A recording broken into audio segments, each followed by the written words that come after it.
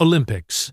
The 5th of September, 1972. What began as a seemingly ordinary morning in the Munich Olympic Village quickly turned into a tragedy that forever reshaped global perceptions of security at international sporting events. This incident, known in history as the Munich tragedy, involved a violent assault on the Israeli Olympic team during the 1972 Summer Games in West Germany.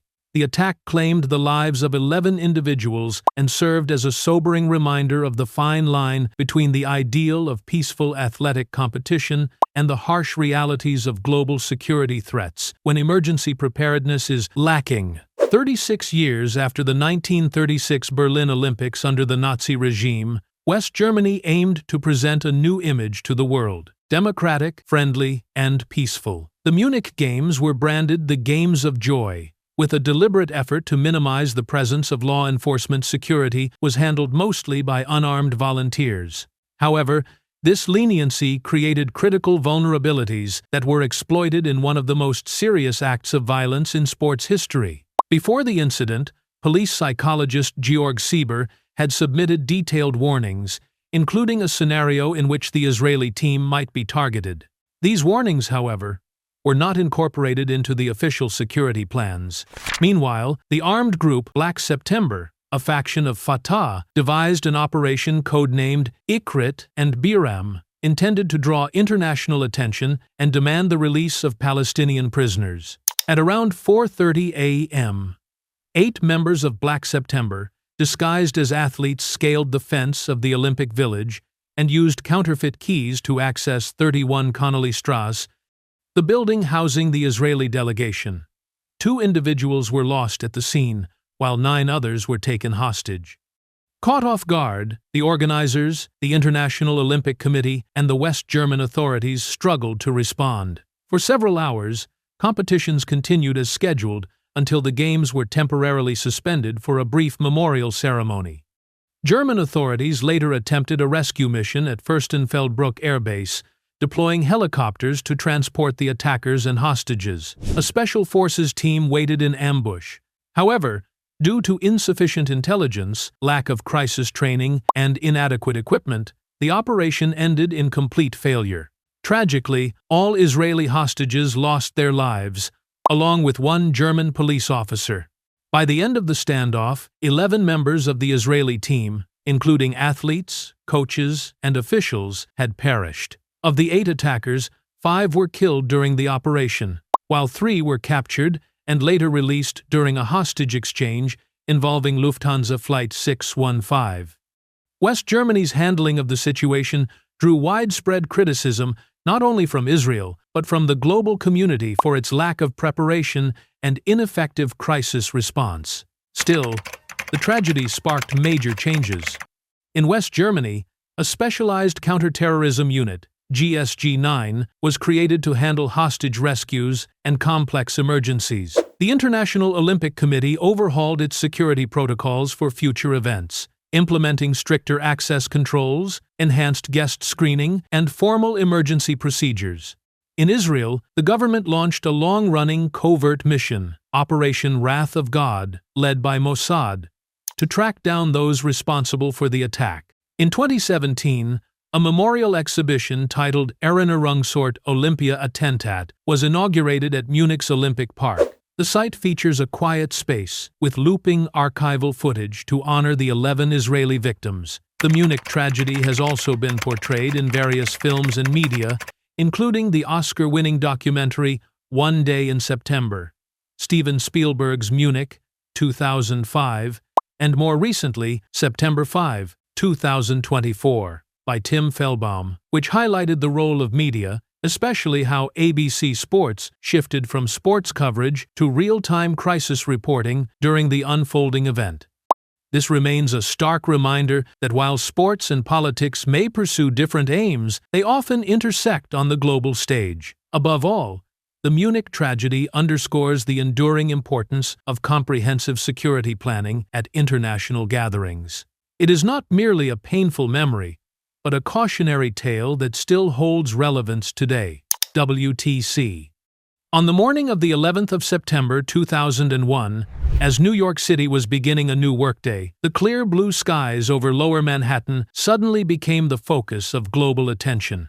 At 8:46 a.m. EDT, American Airlines Flight 11 struck the north face of the North Tower of the World Trade Center between floors 93 and 99. Just 17 minutes later, at 9:03 a.m., United Airlines Flight 175 hit the south face of the South Tower between floors 77 and 85. From that moment on, there was little doubt. The United States was under a coordinated, meticulously planned attack. At the time, the World Trade Center was more than just a cluster of skyscrapers. Since opening in 1973, it had become a global symbol of financial prosperity, housing tens of thousands of workers each day. Its prominence also made it a target for Al-Qaeda, the group that orchestrated the plan to use 4 commercial airliners against symbolic centers of U.S. power.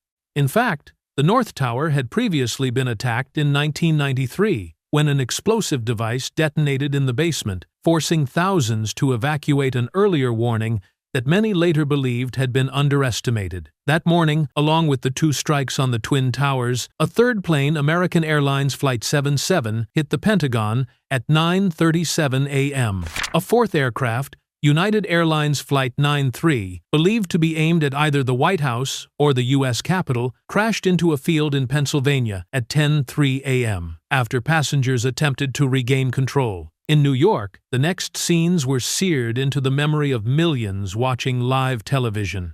At 9:59 a.m., the South Tower experienced a complete structural failure, just 56 minutes after impact. At 10:28 a.m., the North Tower also collapsed. Lower Manhattan was engulfed in smoke, dust, twisted metal, and shattered concrete as tens of thousands fled in disorder. This became the largest rescue and evacuation operation in U.S. history, involving federal, state, and city agencies, firefighters, police, medical teams, and hundreds of volunteers. In total, approximately 2,996 lives were lost, including office workers, visitors, first responders, and passengers aboard the 4 flights.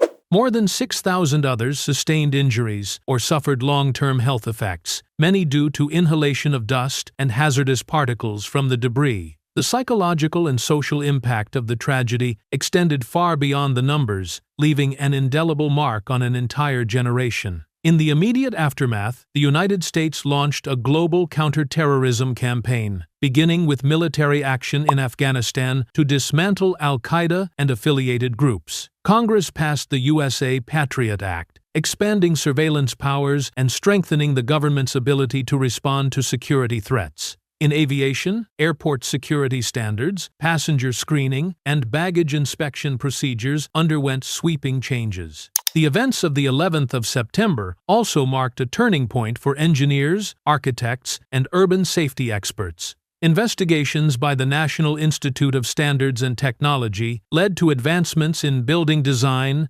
emergency evacuation systems, fire resistance, and safety codes for high-rise structures. Today, on the site where the Twin Towers once stood, the 11th of September Memorial and Museum preserves thousands of artifacts, photographs, and personal stories. It serves not only as a place of remembrance for those who perished, but also as a lasting reminder to the world of unity, resilience, and the spirit of recovery that defined the American people in the wake of one of the most consequential events in modern history.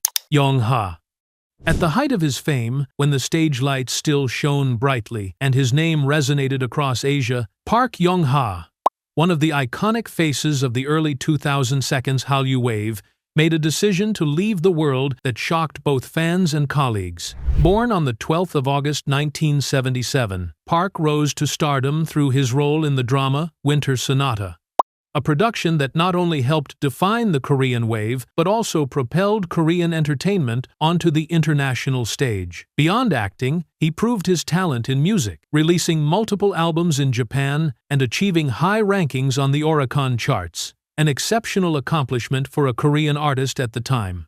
Behind the glamour, however, were pressures few could see. In his final years, Park managed his own entertainment company while caring for his ailing father. The combined weight of professional and personal responsibilities grew heavier, yet his calm public demeanor gave little hint of the strain within. Friends and colleagues later recalled that he kept most of his feelings to himself, rarely speaking openly about his burdens. On the night of the 29th of June 2010, Park returned home late, exchanged a brief conversation with his mother, telling her that things had become very difficult and offering an apology. At the time, the words seemed like ordinary fatigue, but in hindsight, they carried a meaning no one anticipated. Early the next morning, his family found that he had passed away in his private room. Police confirmed there was no external involvement, yet the emotional shock for his loved ones and fans was immeasurable. News of Park Yong-ha's passing spread rapidly across South Korea, Japan, and other parts of Asia, where he enjoyed a devoted following. His funeral took place on the 2nd of July 2010 at St. Mary's Hospital in Seoul, attended by hundreds of well-known figures from the entertainment industry. In Japan, a series of memorial events were held almost simultaneously, ranging from prayer services to rebroadcasts of programs and dramas in which he had appeared.